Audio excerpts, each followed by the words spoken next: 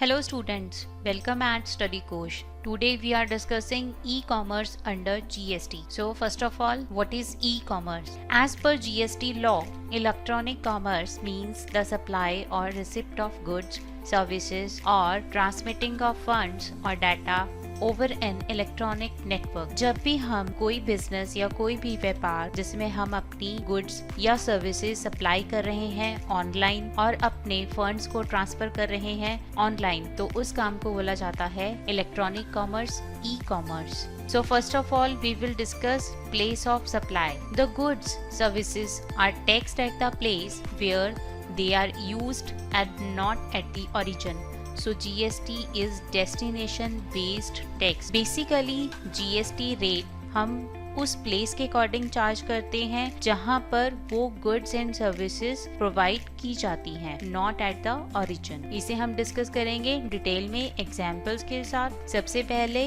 Case 1, when seller and buyer are from same place. Seller sells goods to the buyer, shipping and billing address are same. इस case में जब goods को खरीदने वाला और बेचने वाला एक ही प्लेस से बिलोंग करते हैं। मान लीजिए अगर आप अपनी गुड्स पंजाब में जलंधर से लुधियाना ट्रांसफर कर रहे हैं तो उस केस में आपका स्टेट एक ही है, तो यहाँ पर हम चार्ज करेंगे टैक्स CGST और SGST के हिसाब से। Place of supply will be the place where goods are delivered. Means यहाँ पर हम अपनी सर्विसेज या गुड्स ट्रांसफर कर रहे हैं लुधियाना में, मगर ये एक ही स्टेट होने की वजह से यहाँ पर लग रहा है इंट्रा स्टेट ट्रांजैक्शंस का रूल, जिसमें हम SGST और CGST के अंदर टैक्स रेट लगाएंगे। Now next case is case 2, when seller and buyer are from different place. अगर सेलर एंड बायर अलग अलग स्टेट से, अलग अलग प्लेसेस से बिलोंग करते हैं। Seller sells goods to the buyer, shipping and billing address are different. मान लीजिए हम अपना प्रोडक्ट लुधियाना से अंबाला ट्रांसफर कर रहे हैं। इस केस में आपका स्टेट अलग हो रहा है, पंजाब से आपकी गुड्स हरियाणा में जा रही हैं, तो आपका जो प्लेस ऑफ सप्लाई है वो रहेगा Ambala. Place of supply will be the place from where goods are supplied, जहां पर आपकी गुड्स सप्लाई हो रही हैं। इस केस में आपका रूल इंटरस्टेट टैक्स का लगता है, क्योंकि आपकी गुड्स एक स्टेट से दूसरे स्टेट में ट्रांसफर हो रही हैं और यहाँ पे लगेगा IGST।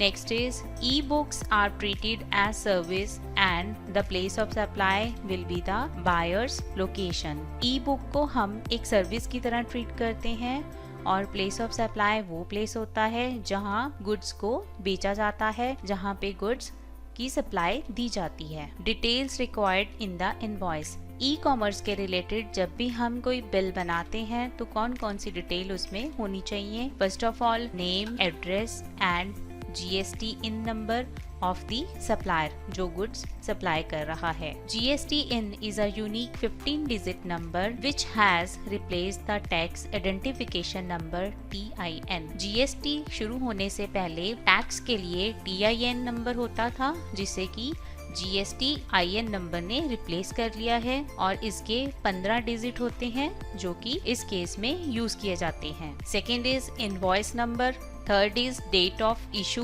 Fourth name, address and GST IN of the recipient. यहाँ पर रिसिप्टेंट की डिटेल आती है, HSN code, description of the goods and services, quantity of goods, value, rate and amount of GST।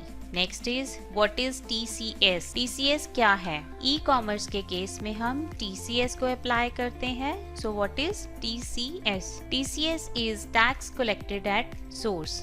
E-commerce dealers are responsible for collecting and depositing tax। जब भी कोई dealer इस case में अपनी ट्रांजैक्शन करता है तो वो अपने कस्टमर से टैक्स कलेक्ट करता है, देन उसे डिपॉजिट भी करता है।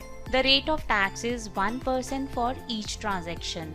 Registration is mandatory under GST even if their turnover is less than 20 lakhs for claiming the tax deducting by aggregators। E-commerce के केस में अगर हमारी टर्नओवर 20 लाख से कम है तो भी हमें ये रजिस्ट्रेशन करवानी जरूरी होती है। इसी के साथ हमारा ये टॉपिक कंप्लीट होता है। Stay tuned with स्टडी कोश। Thank you.